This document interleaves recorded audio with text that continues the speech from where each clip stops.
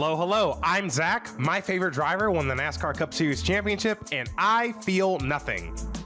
And I'm Alex, and my favorite driver won the race, and I feel absolutely nothing.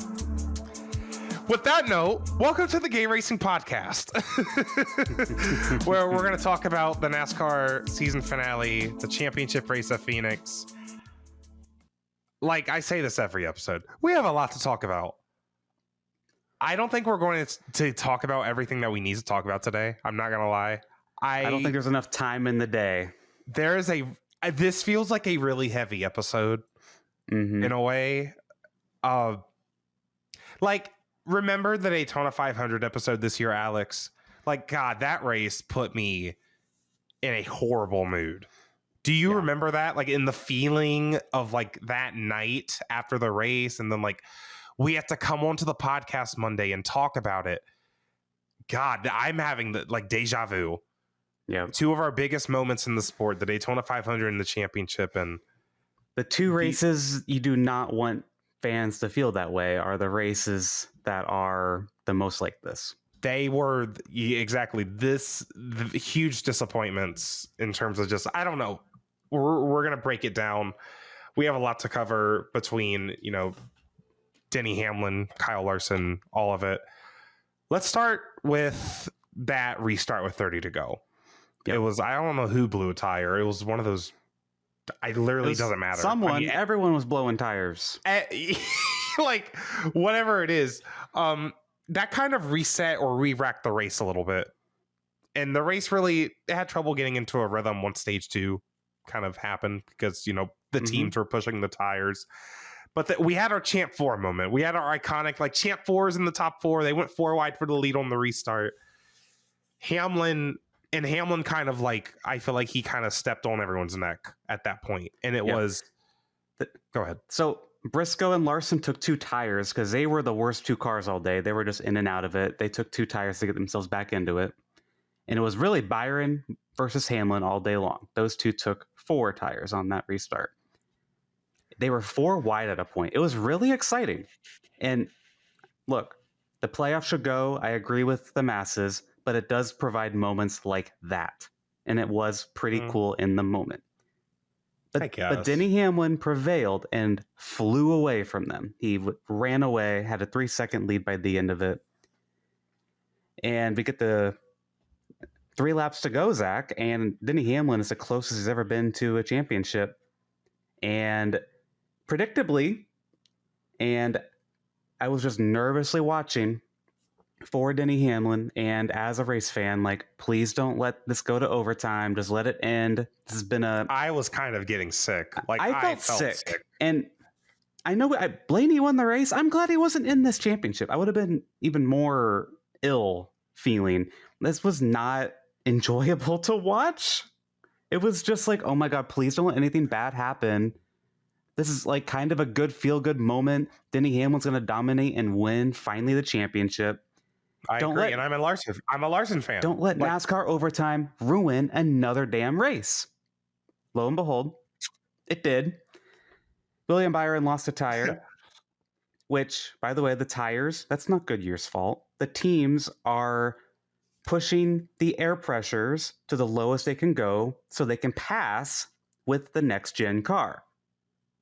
It's not even about like just so they can pass. It's just performance, which I guess, but it's when it's hard to pass, you need car. as much as you can get. I mean, like, I don't know. It depends. Like, I mean, I think even if you could pass, I think they're going to be pushing those air pressures anyways, to be fair. Yeah. Like, that's just kind of how it is. And although to your point, it being hard to pass, you burn up your tires more in traffic. But my point, though, Zach, is that it was so predictable that someone's going to lose a tire. Someone was losing a tire about 30 laps into a run. This last run was about 30-ish laps. And, of course, it just felt like, who's going to blow a tire? Someone's going to blow a tire. And it happened. I think that is what it is. I think Brad Doherty on the post-race show, he mentioned, like, he didn't like having tires be this much of a factor in a championship race. And I mean, this is just one of the many reasons where it's like we cannot decide a champion in one race, because if this is just impacting one of the many races that determine the championship, it is what it is. It's whatever. But the fact that not only is this caution coming out, but it's overtime and we're re-racking the field for extra laps that shouldn't exist. We got what we got. The result changed. I mean, that's what we're asking for with NASCAR overtime. Yep. And I know no one wants to see the race under caution, but look, did we really want to see that? I don't know. I would have been very satisfied. Yeah, Denny was my pick. Yeah, Denny was my sentimental pick going into this race. He was my fantasy pick. But I didn't need more to be satisfied. And you've said this before. It's like junk food. We already had all of our junk food during the race with all the blown tires and the restarts. And then after our junk food, we got ice cream with overtime. And the ice cream was like expired, bad. It was just like, oh my God, my stomach already hurts. I don't need more ice cream. Oh my gosh. We've been seeing really... I'm so over it. Like, I go back and forth on overtime, and something I said to you, or maybe I tweeted it, but I feel like overtime cannot exist with a playoff format like this either. Because overtime is just simply just introducing a bunch of... I hate to call it randomness, because it's not random, but it's heavily impacting the results of the race. It's a huge variable, and it doesn't work in a format that has such a small sample size where that huge variable is compounding. You know, It just doesn't work for me. So Denny Hamlin took 4 tires while Kyle Larson took 2 tires for the overtime restart. And ultimately, in hindsight, 2 tires was the right call. Chris Gale made the wrong call here. But in the moment, I thought it was the right call. I don't even really know. I guess he did make the wrong call, but it's like, I guess, so looking back on it, I think we should have known. Because Kyle Larson, yes, his left side tires were very old.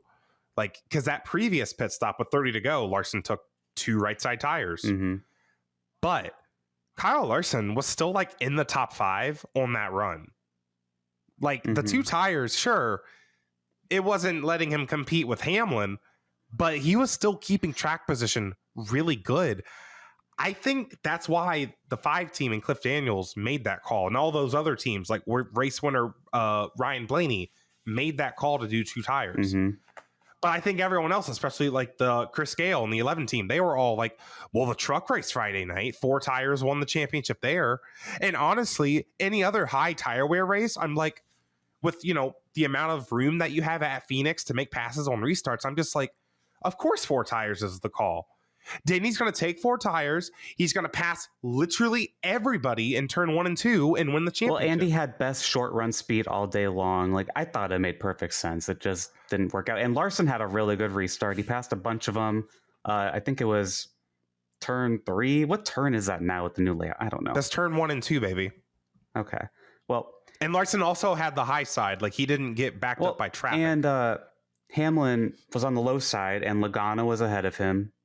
And he got held up a little bit there. So it was just a bad situation for Denny. And the only way he could have won this is if he just plowed through and wrecked them all, which I guess is what NASCAR wants with this kind of format and overtime.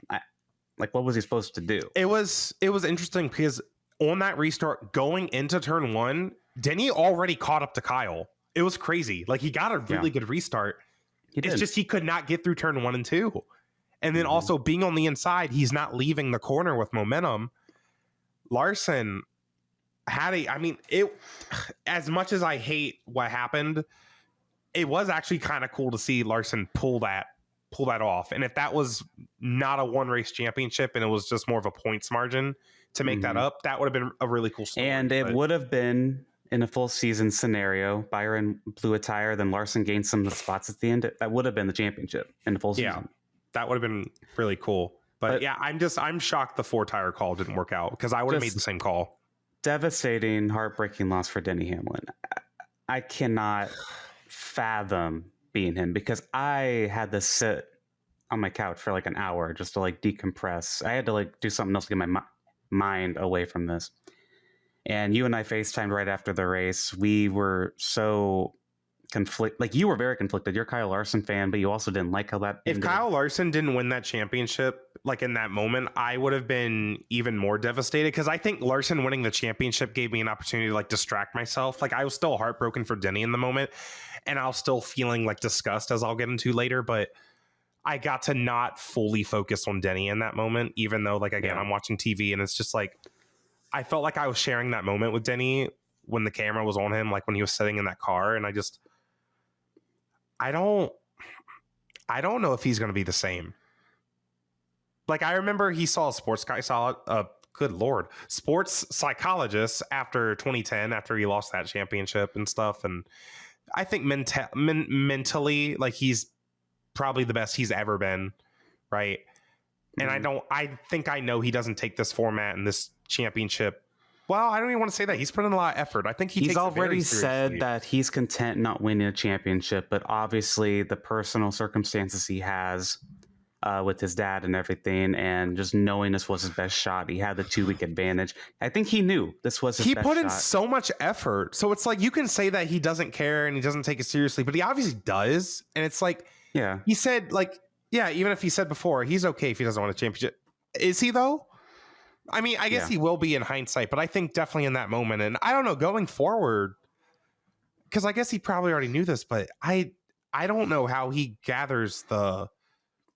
When you do everything right, you have every advantage. You have the 2-week advantage. You took all the sim time. He changed how he raced, and he mentally was just so different this year. He did everything right. He was amazing. And it still wasn't enough. He was the best car. He was better than the Penske's. Even if Penske was there, I know Blaney won the race, but he was better than the Penske's all day long. Like, if Blaney would have been there, he was still better than them. He was in a league of his own. Byron was with him, like, in stage 1 and maybe a little bit stage 2, and then Denny took off. So, like, he with gapped with the format we have, he played it perfectly, and NASCAR overtime took it away from him. And that is why I really wish people start banging the drum to get rid of overtime. I've been saying that for a long time on here.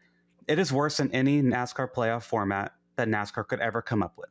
It has ruined so many races. It has ruined so many moments. So many big races, too. So much nonsense. It has ruined the Daytona 500. That's the Daytona 500 is nothing.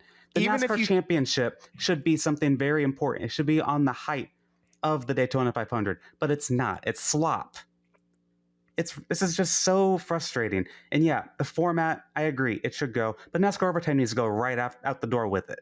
It is because at the core, if NASCAR wants to go back to their roots, as their supposed marketing plan says, they're going to go back to our roots.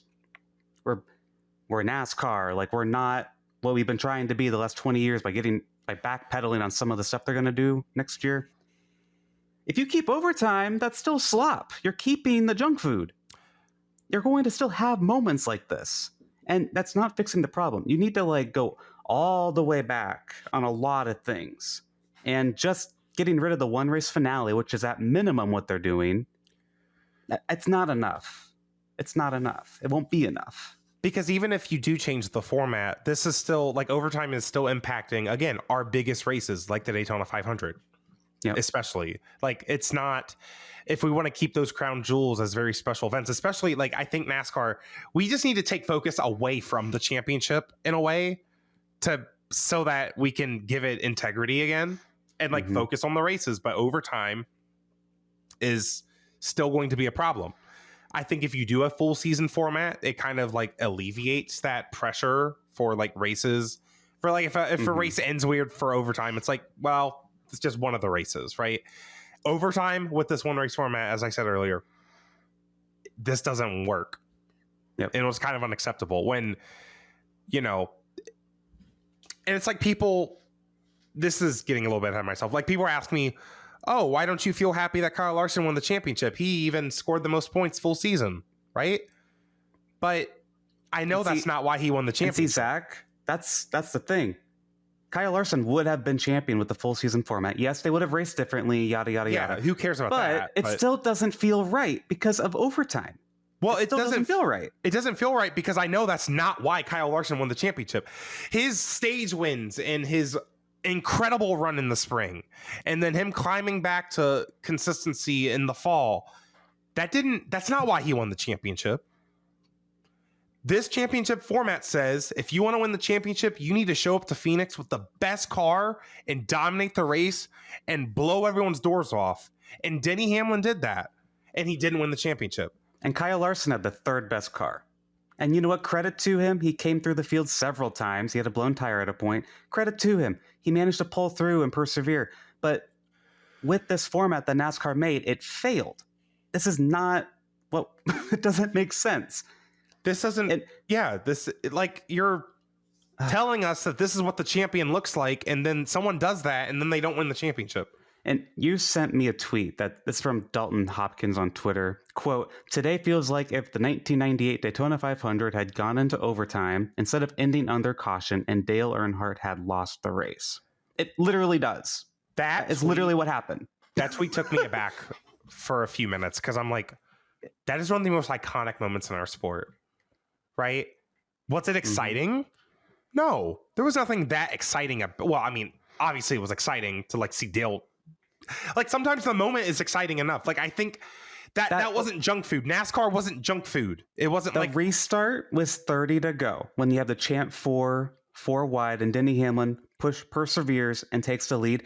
That would have been the winning move of the race. And it would have been so exciting and iconic, would have been remembered for the rest of time.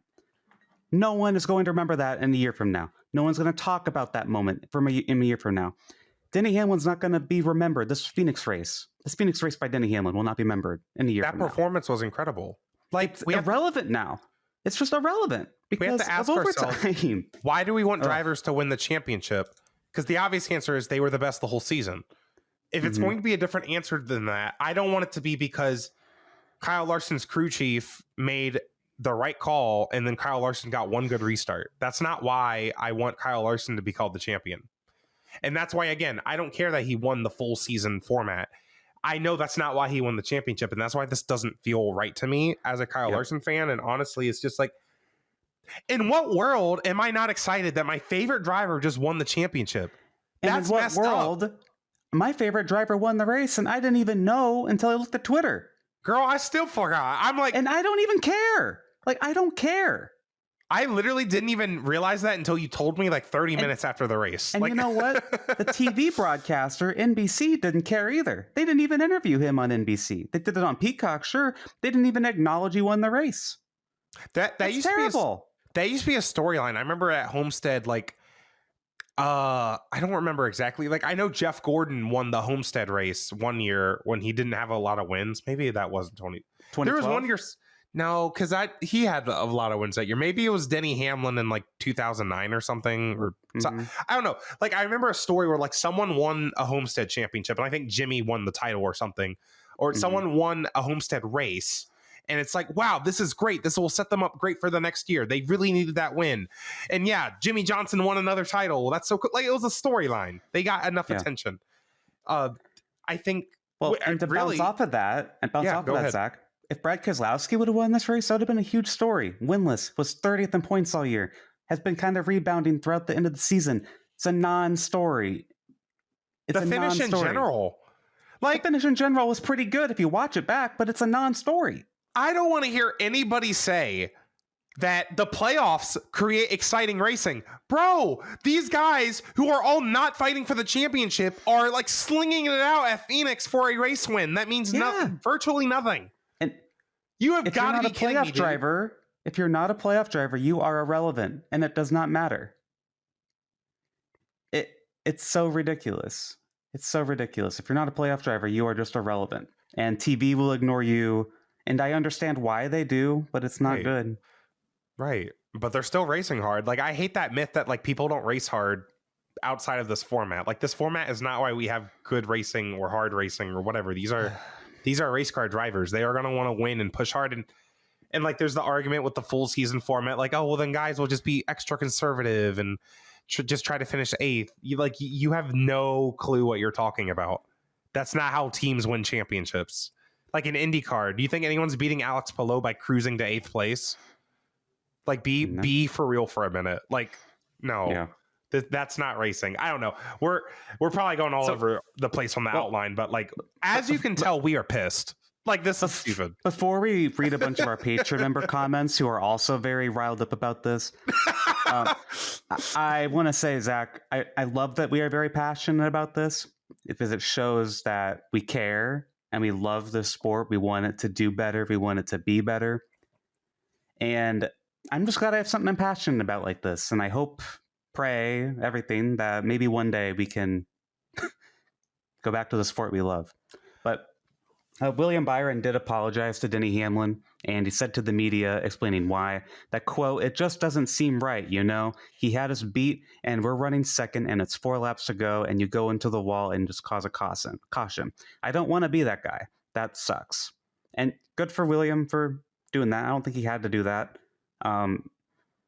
Everyone knows how much Hamlin's been trying to get that championship, and for Byron to be the guy, I mean, that would have been an incredible moment for the sport.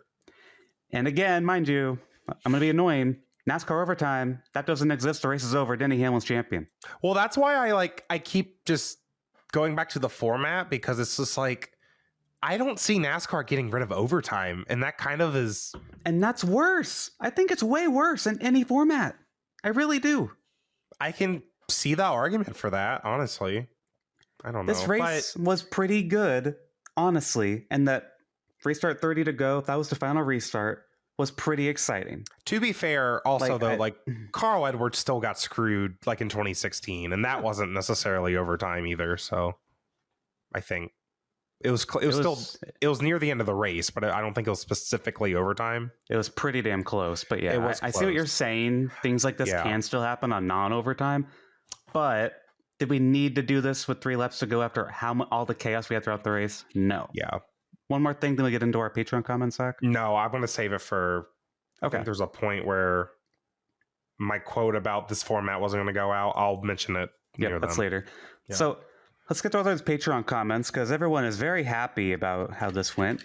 Patreon member Jesse says, "Super heartbreaking for Denny. It was in the bag for him. I was sad to see him just sit in his car after the race. My family and I were at a loss of words." Yeah, that was a painful moment.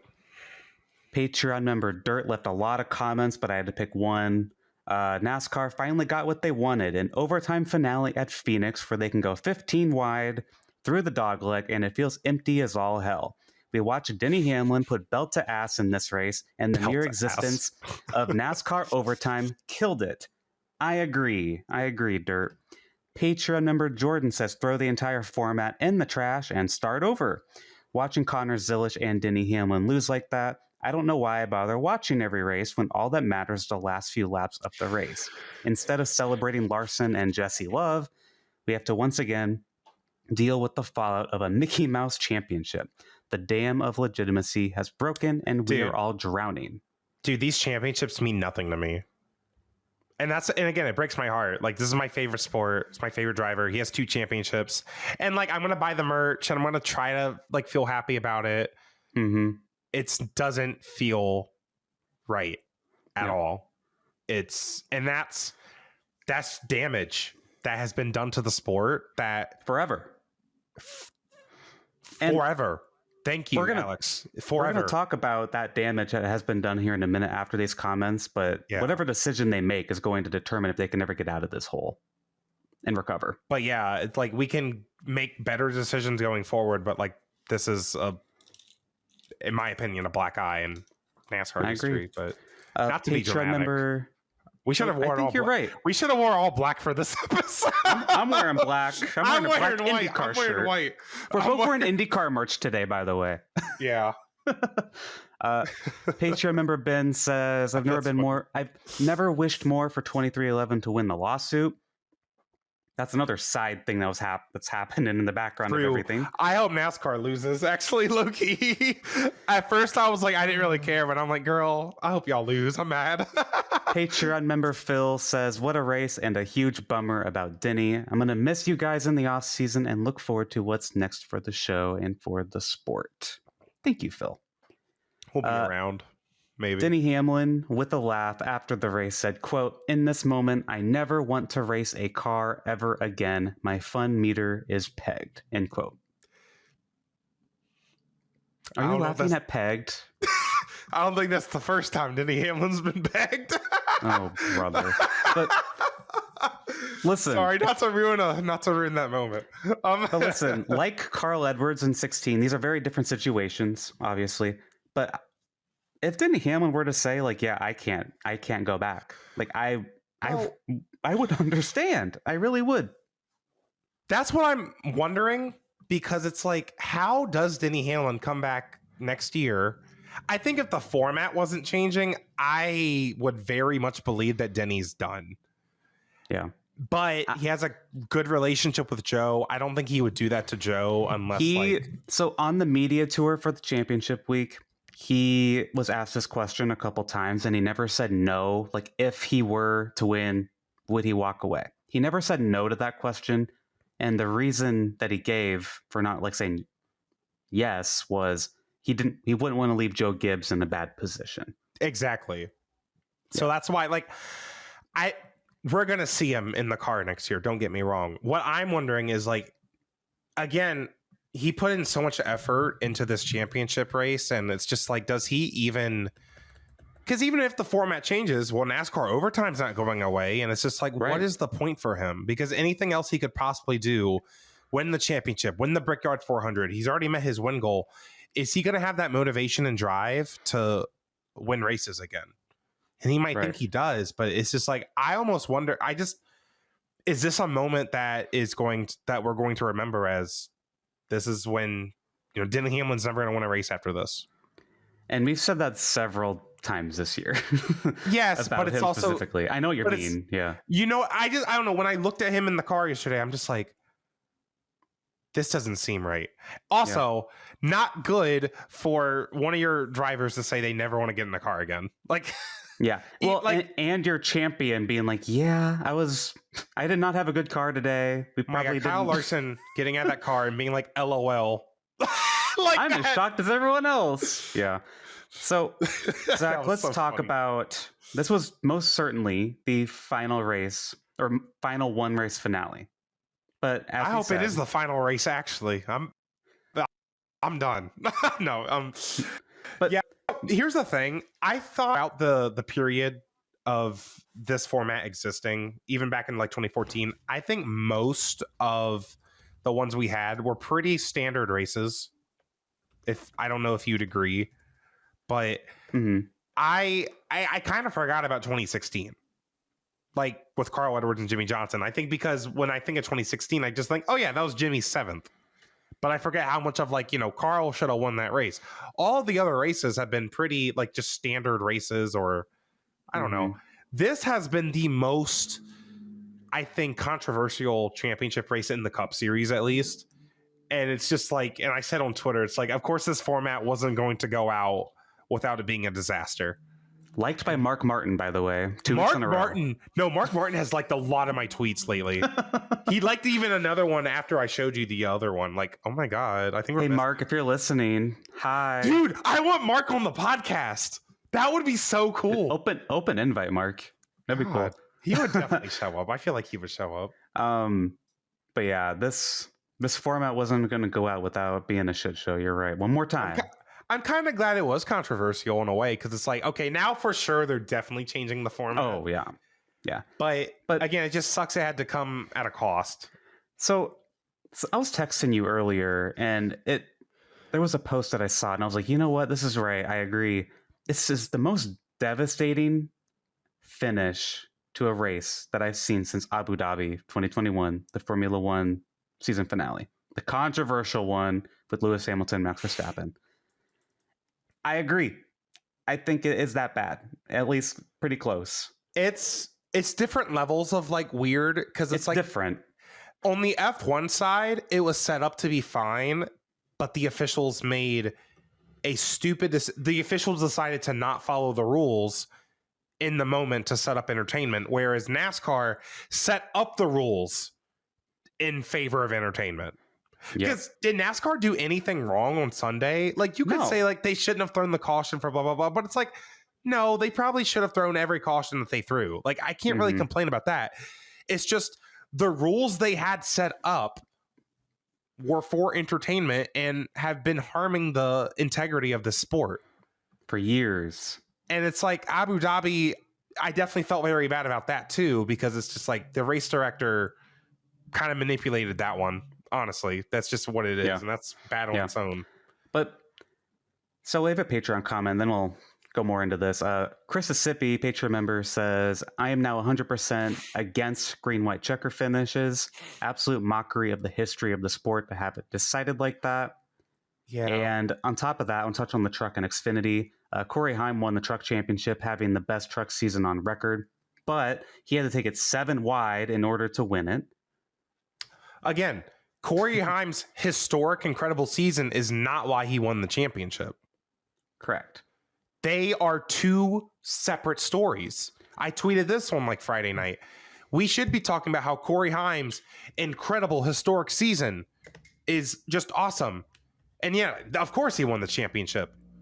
But no, they're 2 separate stories. Yep. And then in Xfinity, they are 2 disconnected stories. Because Zilish did not win the championship. Like that's Connor Zilish had a ridiculous. top 5 car, but was not a winning car, and that's not enough to be champion. Nothing else he did throughout the year. One of the best Xfinity seasons in history is not enough because he had a top 5 car, but not a winning car at Phoenix. And there's been a lot of talk about how do you promote your up and coming drivers. Well, you can't call Connor Zilish one of the best up-and-coming drivers that I've ever seen in my life. You can't call him an Xfinity Series champion because he didn't win it. What are you supposed to call him? Oh, yeah, he won 10 races in Xfinity. He had a really good season. The title champion, though. He was the best driver last season. Oh, so he was the champion? No. That went to his boyfriend, his best friend. but same thing though with like Kyle Larson. Oh, Kyle Larson's your champion. Oh, he must have been the best last season. Well, yeah, but that's not why he won the championship.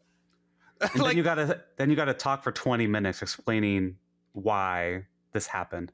Yeah, like what did your champion do? Like, oh, he got lucky on a restart. Yep.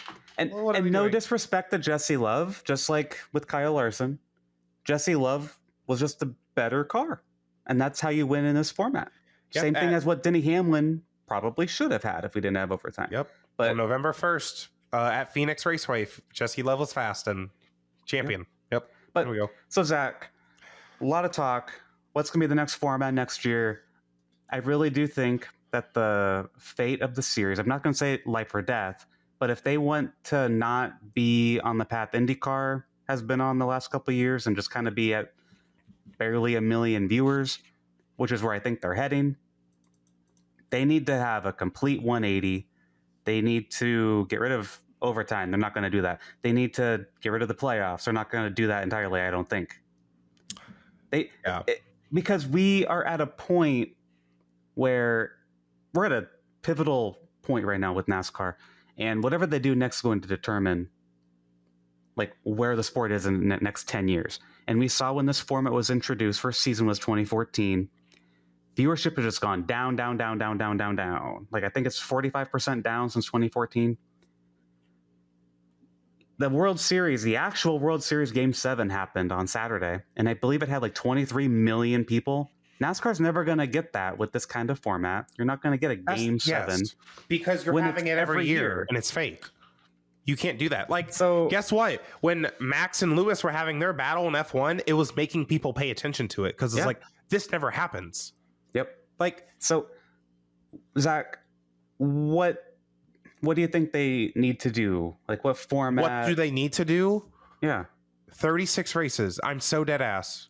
I'm over this. I'm over this whole like, oh, let's reset the points. No. If we are watching this sport for 9 months, I need all of these races to matter at this point. Yeah. Just stop it. I'm over it. Nothing's like, I can compromise, I guess, with the chase, but I don't think we need to take focus off the championship format. Like, why is this such a debate? Why every time we have a champion, why do we have to debate like, oh, are they a deserving champion? Like, no, that should not be a debate. Are we sitting here debating if any of the IndyCar champions are like, or F1 champions are like deserving? No, that's ridiculous. We shouldn't be having to do that. Yep. They don't do that in other sports, I think. These are other motorsports. I don't know about stick and ball sports. I don't play with balls. I don't care. Like, this is... Sorry, that was not funny. I laughed. Keep going.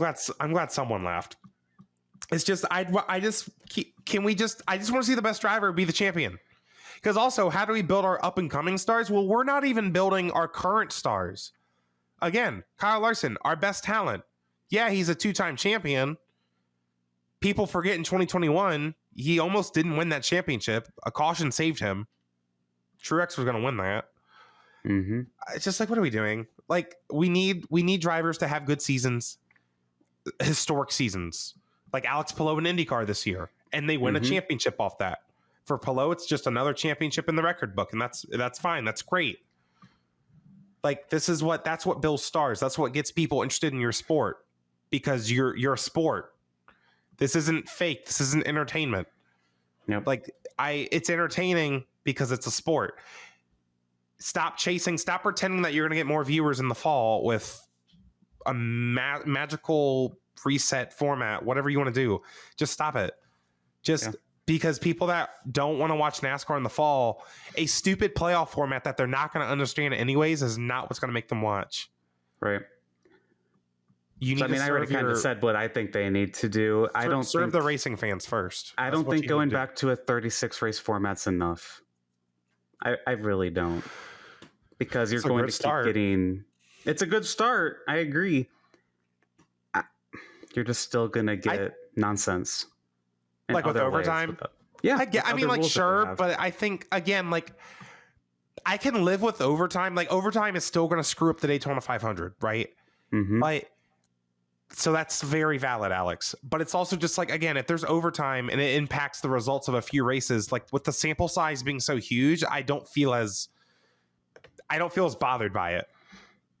Because again, I do think you're right, but either or, you can't have both. I do ultimately agree with you on that if they want some sort of chaos element in NASCAR, one or the other. You cannot have both. Yeah, because also, like, again, this season, we didn't really have one driver dominate the season because of just how the parity is in NASCAR these days. That sets up really well for a full season format. With all the different track types, too. Mm-hmm. It's like, you have to be good at all these types of tracks. If you only focus on one track type, you're probably not going to get enough points to win the championship. That's why SVG is never going to probably win the championship unless he gets really good at ovals, right? Yeah. If you're only good at super speedways, that's not really going to take you that far. Mm-hmm. If you're like Penske, you're only good at short tracks. Well, that's only so much of like, you have to be good at every single type of track. Yeah. What do you think of the 32-4 format that I've seen thrown around? I've mentioned it a couple times. Yeah, either it's going to be like 32-4 or like a 3-3-4, like where it's basically like you don't reset the round of 8. You just keep the round of 8 how it is. 3-3-4 is something that I pitched on here as a compromise earlier in the year, or maybe late last year. I was like, just do that if you want to keep this format. I'd rather they not do that. Like, we're at a point now where NASCAR is actually openly saying, like, yeah, we're going to change it. We have an opportunity. Don't just do that. That's the bare minimum. That was my compromise, like, offer. Mm-hmm. Yeah. I don't hate 32-4 because then the attention, if you only have 4 drivers and it's a 4-race thing, you have the top 4 from those first 32 races going at it for a championship. That's kind of interesting to me in a way. I don't hate that. And I feel like it's more rewarding for full season points, and then your champion's not necessarily locked in, has it locked up, which I think NASCAR's afraid of. I'm not opposed to that idea. Is it perfect? No, but it's way better than we have. I mean, it was rare that the champion was even locked up before the last race anyways. Mm-hmm. Like, I remember looking back, like, that happened like a few times. Definitely, like, it wasn't rare, sure, but like, yeah. Why are we so afraid of that? If someone has a kick-ass season, and also there's just ways to like mitigate that. Just make the finale double points.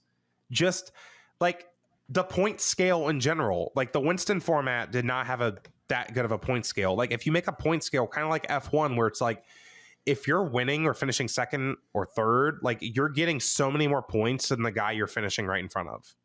Like, it's exponential. Like, there's just so many ways that you can do that with a point scale. It's not that hard. It's just math. Like, but again, like we need to take focus away from the championship and focus on the racing again. Like, let's just focus on the races. We have really big races. The Daytona 500. We race at road courses. We're going to all these new markets and street, and we're going international. And we still have all these, short tracks and classic tracks. And at the end of the season, the best driver gets the championship trophy. That's it. That's what IndyCar does low key. Like, we talk about how IndyCar's championship kind of is like very low key. Do they have a point? I kind of like how low key it is. IndyCar is all about the Indy 500. They have some really cool races. And at the end of the season, Alex Palou gets the trophy. That's it. Right? Yeah. I think F1, the championship's very dramatized. Like, that's their biggest prize, the championship. But maybe NASCAR needs to take a look at IndyCar because they're very similar to IndyCar in terms like we have really big races. I don't think the championship needs to be like bigger than the races in a way. If in theory they were to go to a full 36 season format, I wouldn't hate if like the Daytona 500, the 600, Brickyard 500. Yeah. Like if double all of points. Those were double points and then the championship, like sure. Like that's a gimmick, but like NASCAR likes gimmicks. That's a healthy gimmick. That's a healthy gimmick. No, that's a very healthy gimmick. And I didn't like it when IndyCar did it because they didn't have enough enough races for it to like make much sense personally. I don't know. I mean, but NASCAR has a long ass season. Make your big races matter more. Well, when you spend 2 races at the Indianapolis Motor Speedway, 2 weeks at the Indianapolis, you might as well pay double points. That was but that's irrelevant. Well, let's talk about Kyle Larson. He's now a 2-time champion. Despite all that we just talked about. So weird. Well, it's just such a weird championship for so many reasons. Like, yeah, it is. Because first of all, he didn't win a single playoff race. He hasn't won since May. It was Kansas before the Indy 500. I think the only guy who's had a longer winless streak and won the championship was Matt Kenseth in 2003 because he won. It was when Matt Kenseth won race 3 at Las Vegas. I got that from our friend Avery Hage. And then I was wondering how many like postseason champions have like not won a race in the playoffs. Apparently Tony Stewart in 2005 did not win a chase race, which surprised the hell out of me. But this is only the second time that's ever happened. That's crazy. Kind of weird. So Larson said that he hopes Denny Hamlin can experience winning a championship just to know what it feels like. And he was in the car before the caution thinking about how he would congratulate Denny Hamlin.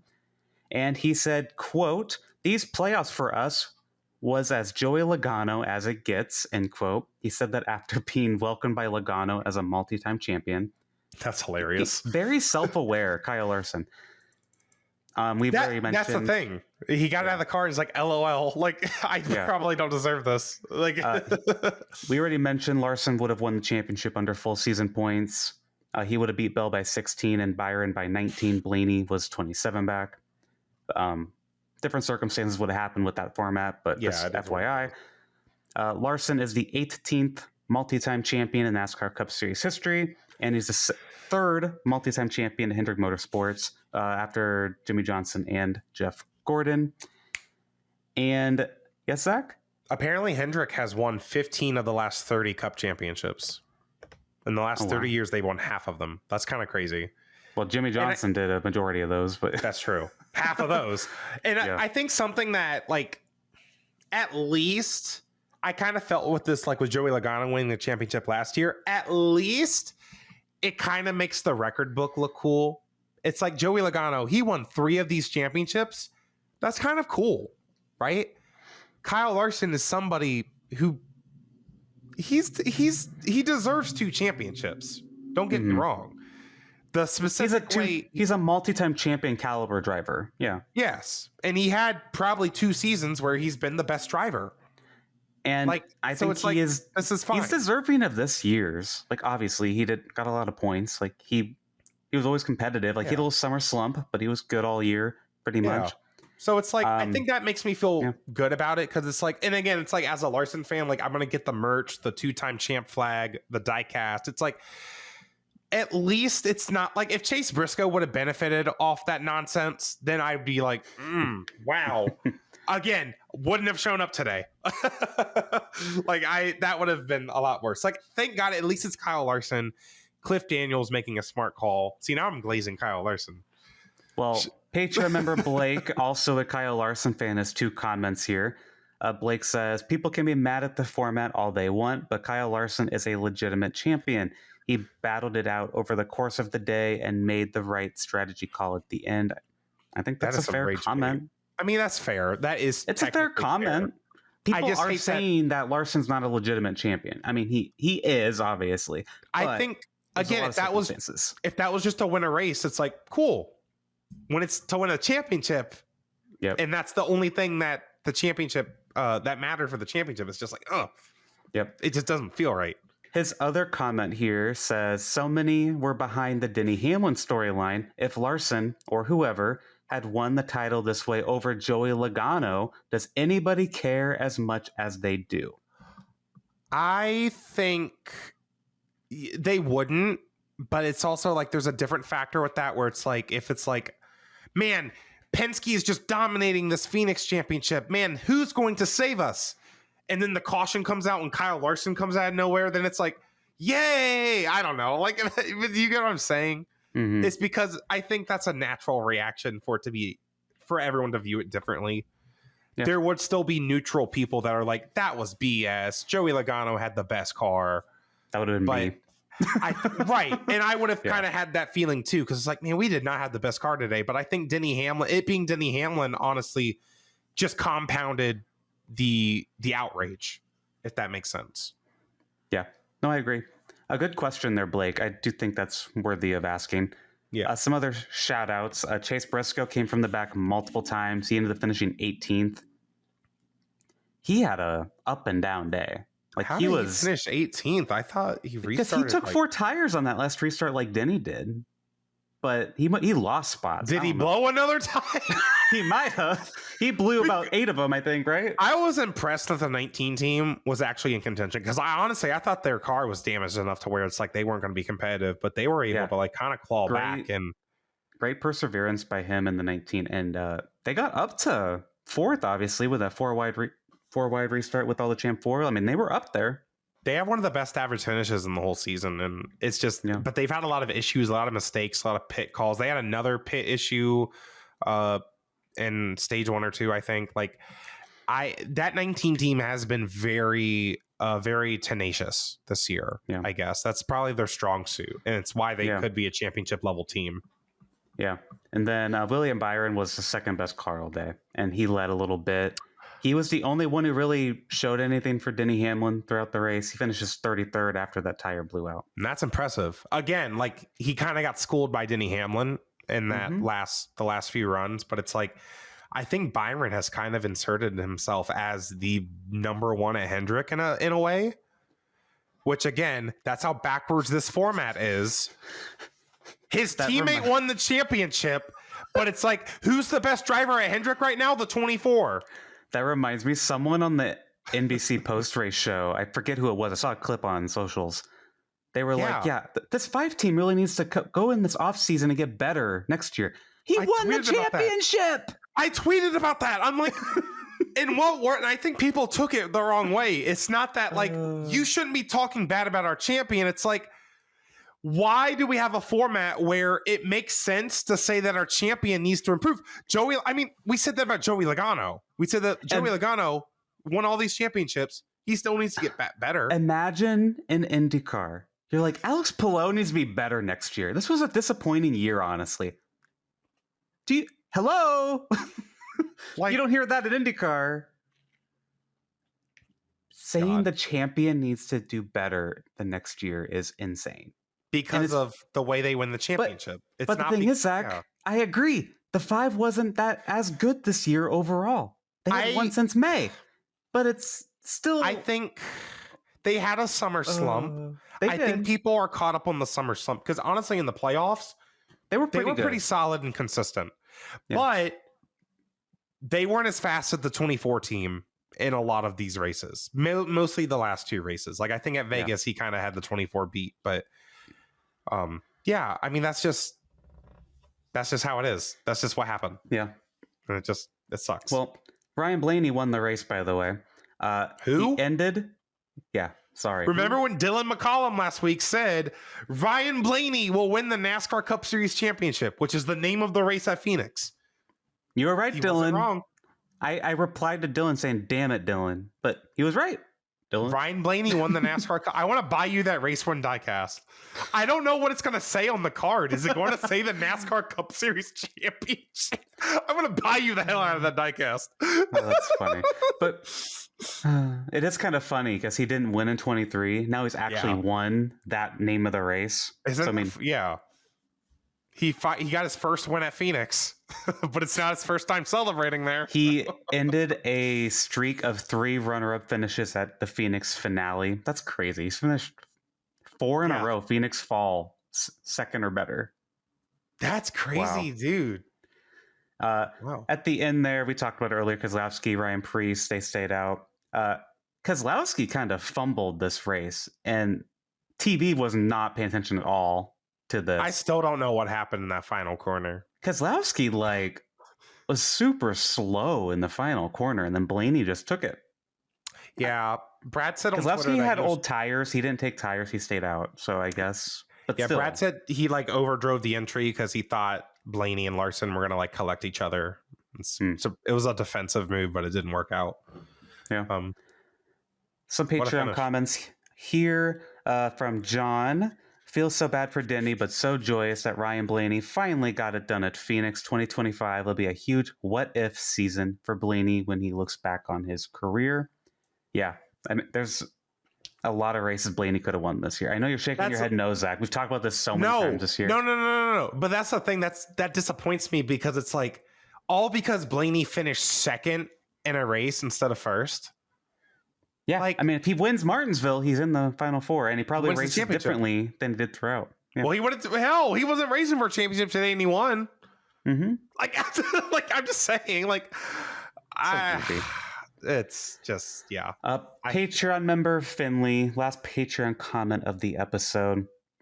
So it made me laugh. This is probably going to be the most happy gay racing podcast episode of all time, right? All we need is Joseph Newgarden winning the Indy 500, and all the bases are covered. Okay, all I'm saying is if IndyCar had a playoff format, guess who the champion is this year? Who won the final race? Imagine. Yes, I can, because I've been living it the last 10 years with the sport I actually like. So Joseph having the worst season of his career at Penske, at least. And then winning the championship because he randomly won Nashville. Yeah, I guess that's such a Joey Logano kind of thing. He probably wouldn't have made it to the final round or the playoffs. He probably would have made it to the Final Four. But it still is funny to think about. He won the last race. That's all. God, could you imagine? Any other comments on Phoenix format?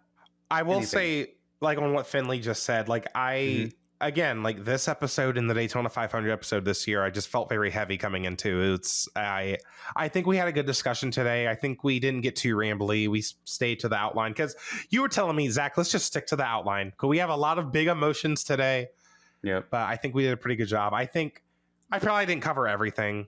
There's stuff I'm going to talk about on Twitter. There's I don't know, maybe bonus videos. It'll be what it is. I just, I'm very hopeful for the future of NASCAR. Maybe I'm being a little bit too optimistic. I think there's people that are done. I think thank God the format is changing because I think a lot of people are ready to stop watching.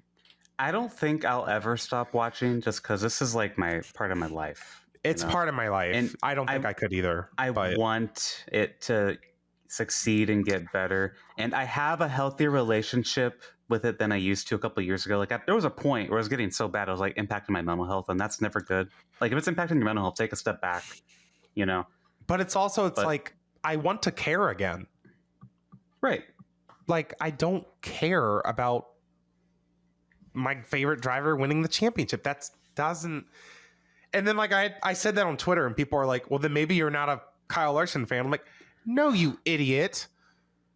I am 100% a Kyle Larson fan. This man has been a fan of Kyle Larson since he was in the 42 car, which is way longer than 90% of Kyle Larson fans. I saw him win at Richmond in person. And at that point, I was like, yeah, no, this is definitely my guy for when Dale Jr. retires. He's my guy. Sometimes I'm like, do I just not like him anymore? Because it's not that I don't like him. It's because sometimes I don't really care about his race wins, and I think it's because of the way the championship is. It's like this win doesn't really matter. It feels like it doesn't matter when he wins big races, like when he won the Brickyard 400. It was kind of cool, even though it had overtime controversy. So I still felt weird about that too. Damn, you do have a point about overtime. Good Lord. I hate her. She gotta go. She's gotta go. She ain't going anywhere, but she's gotta go. Daytona 500 in February. We do have a couple things in the tea. We have little sips of tea before we go. Cup drivers will be allowed to enter 10 O'Reilly Series races. I'm gonna try calling it that. We'll see how long I can go. Cup drivers can be 10 O'Reilly races, 8 truck races in 2026. Both are up from 5. O'Reilly races. Yeah, that's weird. Anyways, I think my theory on why this is happening is sponsorship. Like, I wonder if there were teams that were like, hey, we have a sponsor that is willing to like pay for this many races, but it's for a cup driver. And like, dude, we need, like, I wonder if there were multiple teams going to NASCAR being like, can we like up the limits? Because just with the current economy, well, everywhere, but also just with the current, like, I mean, the fact that Carson Quapple apparently is doing full-time next year, but it's not going to be in the same JRM car. Like, he's going to be splitting same thing as different Raja cars. Yes. Like, stuff like that. It's like, there's obviously a huge funding issue where it's like these cup drivers with the big sponsors, like think about like Zilish and SVG with Red Bull and WeatherTech and stuff, right? Like, like they need as many cup drivers as they can to keep these teams going. And you see it with, you know, the hiring choices in general. So it makes sense from that standpoint. I think it's fine. I think it's good in a way. I think getting more exposure to the cup drivers is what it is. I don't know if we're really going to see bushwhacking, but we'll have to wait and see. I think you're probably right. It's more of like an economic reason, but I do think this will help with the driver quality in those series. I don't think it'll get oversaturated as it did in the 2000s or anything like that. Yeah. But I do think I think 10's a good number. I think that's a fine number. Especially with Xfinity. I mean, first of all, Xfinity is the best stock car racing in the country right now. Having the best stock car drivers in the world and more of these races, it's entertaining. Like, I think about SVG and Larson at Chicago, and I know SVG was an Xfinity regular, O'Reilly regular, but at that point, but still, like, having cup drivers in some of these races it's cool. Denny Hamlin says he really wants to race Daytona in Xfinity with the draft package. Like, he wants to like kind of have that throwback kind of draft package. And I'm like, wouldn't that be awesome to watch Denny Hamlin like school these guys? I always loved when Tony Stewart did it. Because he wants to beat Austin Hill. Denny Hamlin wants to like show them how to beat Austin Hill. It's like, dude, like, isn't that fun though? Like, that is, I love cup drivers in the O'Reilly races.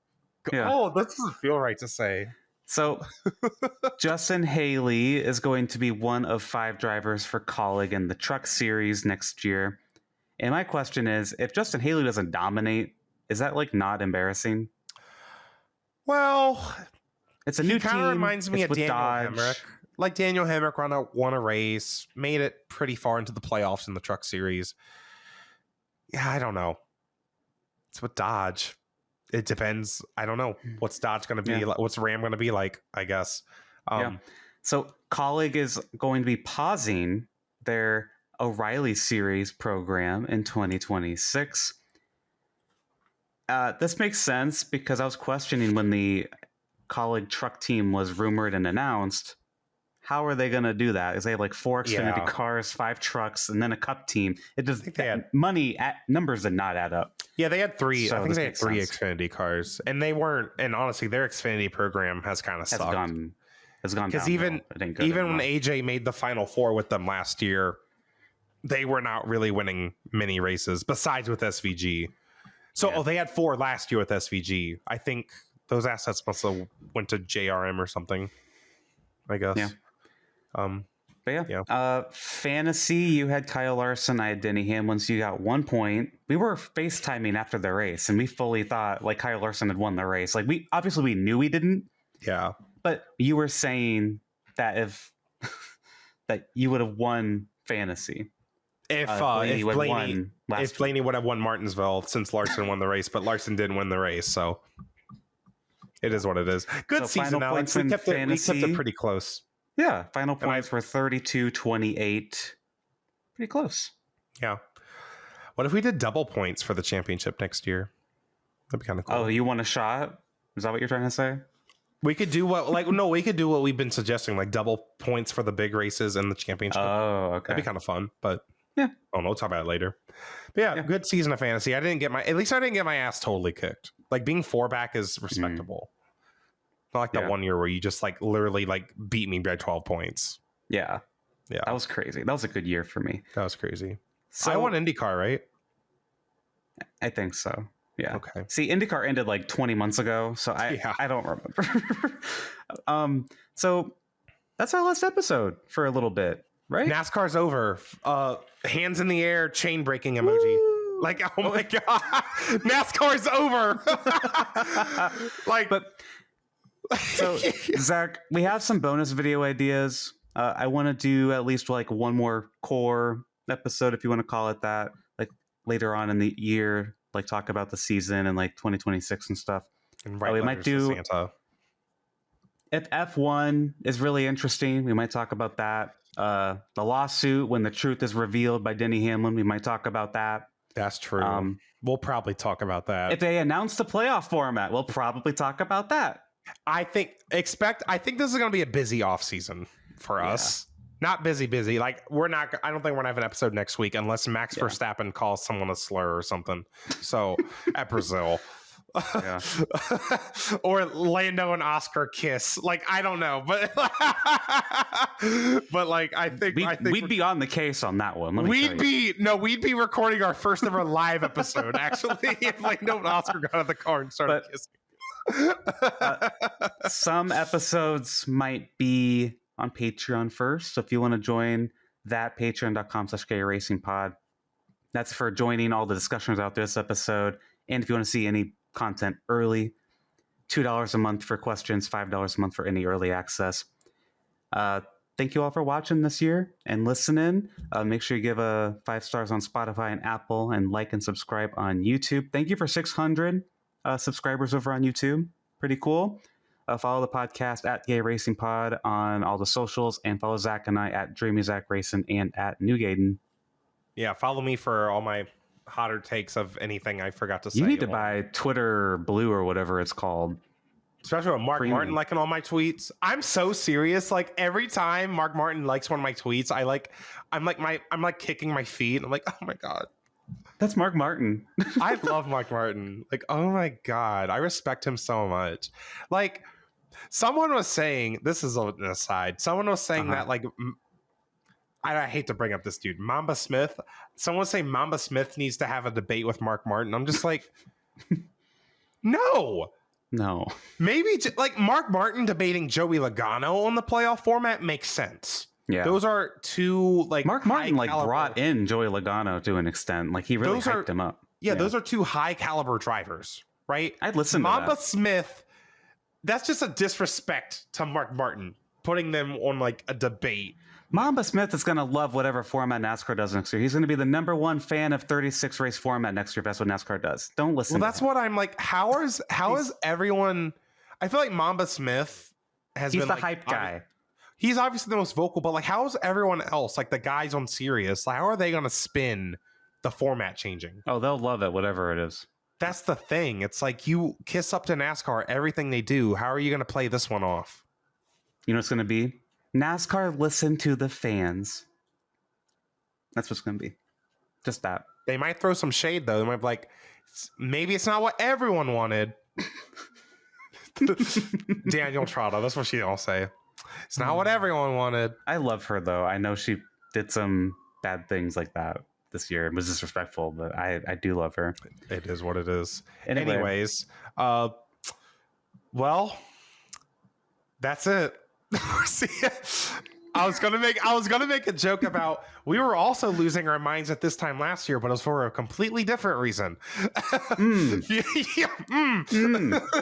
This is a horrible week on the calendar.